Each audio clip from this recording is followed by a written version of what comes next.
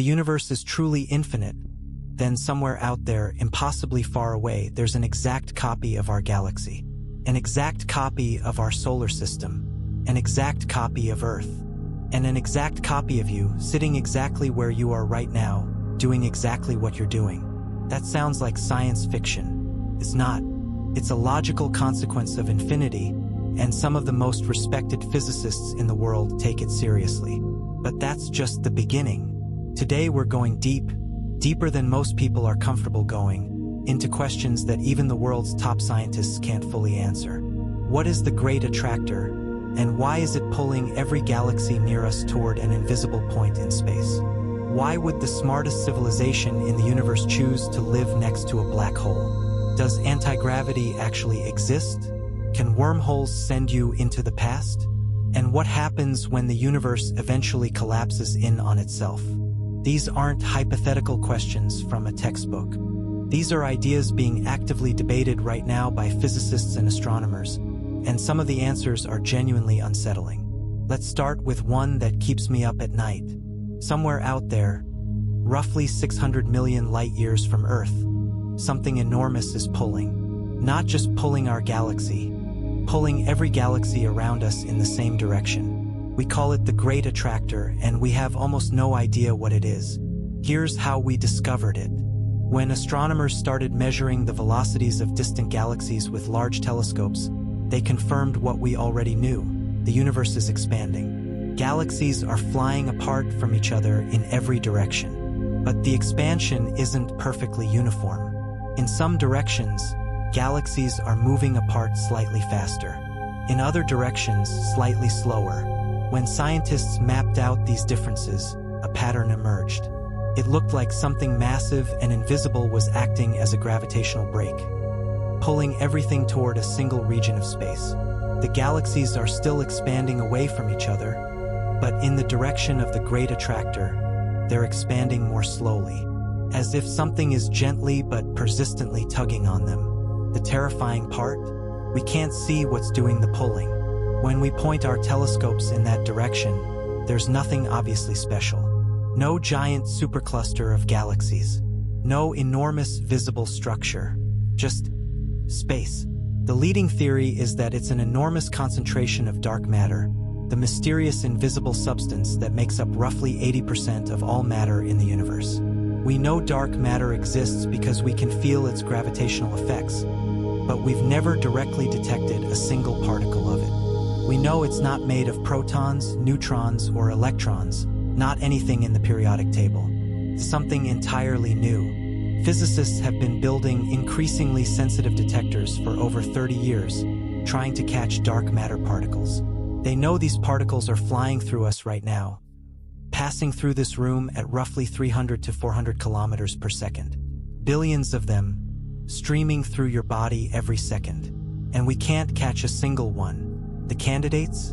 A theoretical particle called an axion, a new type of neutrino, a so-called sterile neutrino, or something else entirely that nobody has predicted yet. Until we figure out what dark matter actually is, the Great Attractor will remain one of the deepest mysteries in cosmology. But here's some comfort: we're not falling into it. The overall expansion of the universe is still carrying us away. We're just being carried away a little more slowly in that particular direction. So whatever the Great Attractor is, it's not going to swallow us. At least not anytime soon. Here's an idea that completely blew my mind when I first encountered it. If an advanced civilization has mastered interstellar travel and can go anywhere in the galaxy, where should they set up their permanent home? The intuitive answer might be somewhere quiet and safe, the galactic suburbs, far from the chaotic center. But there's a fascinating argument that the exact opposite is true. The smartest place to live might be right next to the supermassive black hole at the center of the galaxy.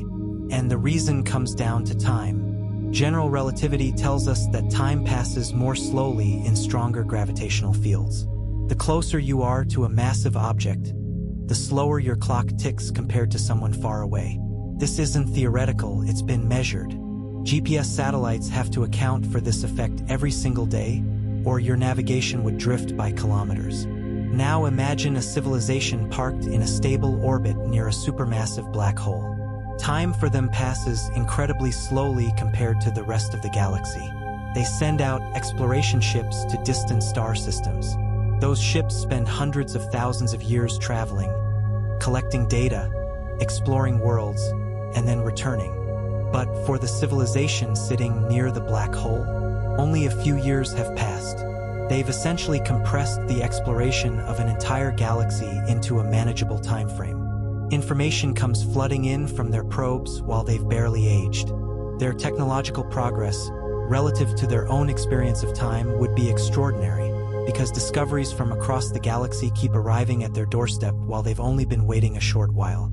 It's like having a cosmic fast-forward button for the rest of the universe while you stay in slow motion. The movie Interstellar actually demonstrated this concept beautifully. The characters visit a planet near a black hole, spend a few hours there, and when they return to their ship, decades have passed for their colleague waiting in orbit. That's real physics. That's how it actually works. And here's the key question. Can you actually survive near a black hole? It depends entirely on the size. A small black hole would rip you apart long before you got close. The tidal forces, the difference in gravitational pull between your head and your feet, would stretch you into a thin strand of atoms. Physicists actually call this spaghettification. But a supermassive black hole, the one at the center of our galaxy, Sagittarius A star, has a mass of about 4 million suns. At that scale, the tidal forces near the event horizon are surprisingly gentle. You could orbit relatively close without being torn apart. The key is just not crossing the event horizon, that invisible boundary beyond which nothing, not even light, can escape. So the recipe for near immortality? Park your civilization near a supermassive black hole. Time slows to a crawl for you while the rest of the universe races ahead. You get to watch the results of millions of years of exploration in what feels like a single lifetime. And the unsettling thought, maybe someone has already figured this out. Maybe there's a civilization sitting at the center of our galaxy right now, watching everything unfold at an accelerated pace. We'd have almost no way of knowing. For decades, anti-gravity was the ultimate science fiction cliché. Anti-gravity drives, anti-gravity boots, anti-gravity spaceships that push away from planets and soar into the cosmos. Serious physicists would roll their eyes. Anti-gravity was considered nonsense, a lazy plot device for writers who didn't understand physics. And then in 1998, everything changed. Two teams of astronomers were measuring the distances and velocities of very distant supernovae, trying to figure out exactly how fast the expansion of the universe was slowing down. Because that's what everyone expected. The universe is full of matter. Matter creates gravity. Gravity pulls things together, so the expansion should be gradually decelerating. Like a ball thrown into the air, eventually slowing and coming back down. But that's not what they found. The data showed that the expansion of the universe was slowing down in the distant past, just as expected. But then, around 5 to 6 billion years ago, something changed. The expansion started speeding up. The universe wasn't just coasting, it was accelerating. This was shocking. It meant that something was actively pushing galaxies apart. Something was working against gravity on the largest scales, overpowering the gravitational attraction of all the matter in the universe and driving everything apart faster and faster. We called it dark energy. Dark because we have no idea what it is. Energy because any interaction involves energy of some kind. But it behaves like nothing else we've ever encountered. Normal forces, gravity, electromagnetism, nuclear forces, all get stronger as objects get closer together. Dark energy does the opposite. The farther apart two objects are, the stronger the repulsive force between them becomes. It's as if the space between objects is itself generating a pushing force, and the more space there is, the harder it pushes. Nobody can explain this. Not in the way that physicists would consider a real explanation, meaning a mathematical framework that makes testable predictions. We can describe what dark energy does, but we have no idea what it is or why it exists. And it's not a minor effect. Dark energy makes up roughly 68% of the total energy content of the universe. ordinary matter, everything you can see, touch, and measure, accounts for less than 5%. Dark matter makes up about 27%. The vast majority of reality is made of things we cannot detect, cannot explain, and do not understand. The honest truth? We probably won't figure out dark energy for at least another 100 years. It doesn't show up in laboratory experiments. It only manifests on cosmic scales, over billions of light years. Astronomy is a slow science. You have to observe the universe for a very long time before patterns become clear. We're at the very beginning of that process. Let's talk about boundaries. How big is the universe? Does it have an edge? And if so, what's beyond it? When people say the observable universe is about 93 billion light years across, here's what they actually mean. The universe is approximately 13.8 billion years old. That means the oldest light we can see has been traveling for 13.8 billion years. But here's the crucial detail. While that light was traveling toward us, the universe was expanding. The objects that emitted that light 13.8 billion years ago have been carried away by the expansion of space itself. By now, they're roughly 46 billion light years away from us in every direction. That gives us a sphere about 93 billion light years across. But that's just the observable universe, the part we can see. The actual universe almost certainly extends far beyond that boundary. Light from those more distant regions simply hasn't had enough time to reach us yet. So is the universe infinite? Or does it wrap around on itself like the surface of a sphere? There's a beautiful analogy for this. Imagine an ant crawling across a table. The table seems infinite. The ant can never reach the edge. Now put that ant on a globe. From the ant's perspective, it looks exactly the same. A flat surface stretching to the horizon in every direction. But if the ant keeps crawling in a straight line, eventually it will arrive back where it started. The globe has a finite area but no edges, no walls, no boundaries. The universe might work the same way, but in 3 dimensions instead of 2. It could have a finite volume while being completely boundless. You could travel in a straight line forever and never hit a wall, but you might eventually loop back to where you started. Scientists have actually tried to test this. If the universe wraps around, then a very distant galaxy in one direction might also be visible in the opposite direction. We'd be seeing the same object from 2 sides. Astronomers have searched for this pattern and haven't found it, which means either the universe doesn't wrap around, or it wraps around on a scale so enormous that light from the far side hasn't reached us yet. We genuinely don't know which one it is. Now let's return to the idea I opened with, because it deserves a deeper explanation. If the universe is truly infinite, extending forever in all directions, then an extraordinary conclusion follows. There are only so many ways you can arrange a finite number of particles. Take a trillion protons and neutrons and electrons, and you can assemble them into a huge number of different configurations. But that number, while mind-bogglingly large, is still finite. In an infinite universe, every possible arrangement of matter must occur somewhere. Not just once, an infinite number of times. Which means somewhere out there, impossibly far away, there is an exact copy of our Milky Way galaxy. Inside it, an exact copy of our sun orbiting that sun, an exact copy of Earth. And on that Earth, an exact copy of you, reading or listening to these exact words at this exact moment. This isn't mysticism. It's a straightforward mathematical consequence of infinity combined with a finite number of building blocks. It's the same logic that says if you shuffle a deck of cards enough times, you'll eventually get the same order twice. Of course, we can never verify this. Those copies, if they exist, are so far away that no signal could ever bridge the gap. We'll never meet our duplicates. We'll never even confirm they're there. But the mathematics says they should be. And honestly, that might be the most humbling thought in all of science. We think we're unique.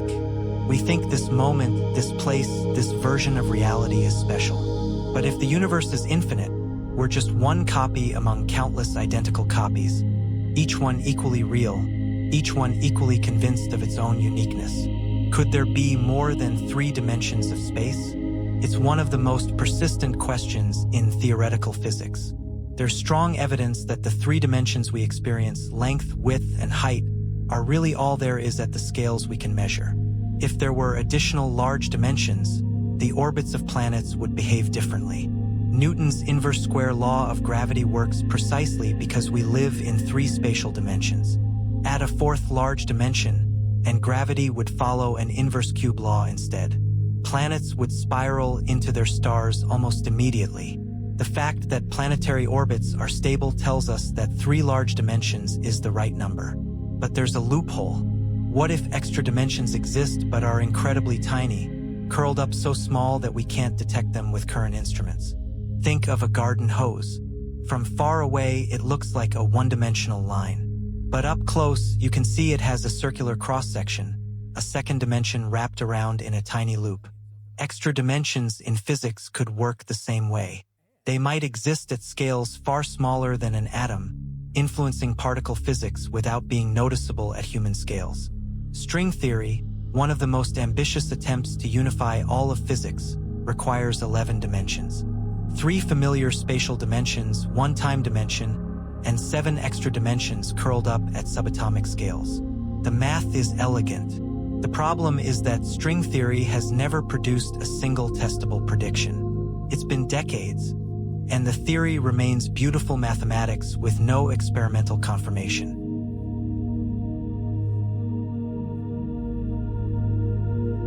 Interest in string theory has actually been declining among physicists.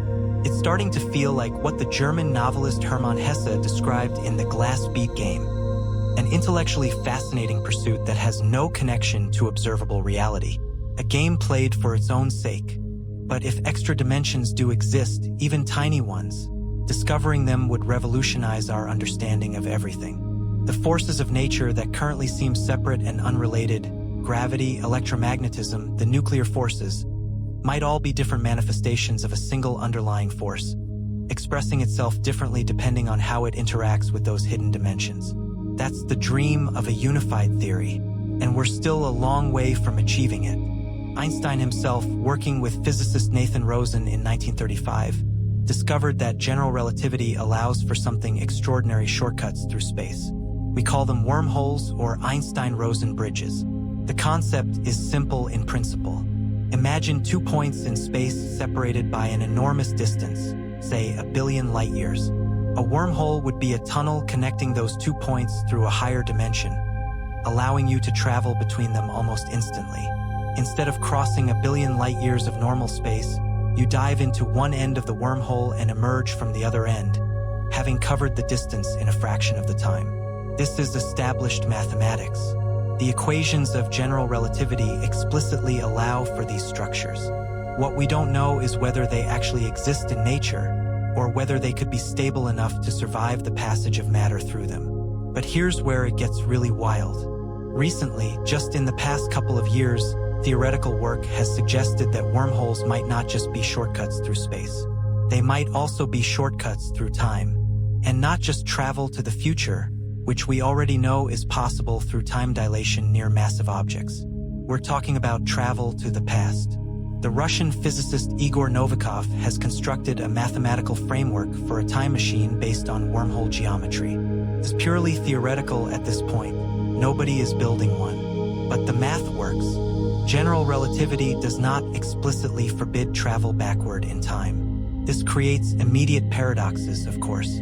The grandfather paradox: if you travel to the past and prevent your own grandfather from meeting your grandmother, how were you ever born to travel back in the first place?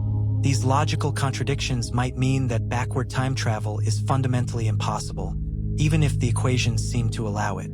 Or they might mean that reality is stranger than our intuitions can handle. The entrances to wormholes, if they exist, would look almost indistinguishable from black holes. Spherical, dark, gravitationally intense. The only way to know the difference would be to take the risk and dive in. If it's a wormhole, you might emerge somewhere or somewhere else. If it's just a black hole, you're never coming back. Some physicists have speculated that the energetic cores of active galaxies, quasars, and other violent phenomena at galactic centers might be the visible signatures of wormhole activity, matter falling into one end and erupting from the other. It's an extraordinary idea, and extraordinarily difficult to test. While we're discussing exotic objects, let's address white holes, the theoretical opposite of black holes. A black hole is an object where gravity is so intense that nothing can escape. Everything falls in, nothing comes out. A white hole would be the reverse, an object from which matter and energy pour out, but nothing can fall in. The equations of general relativity allow for both solutions. But there's a critical difference. Black holes are stable.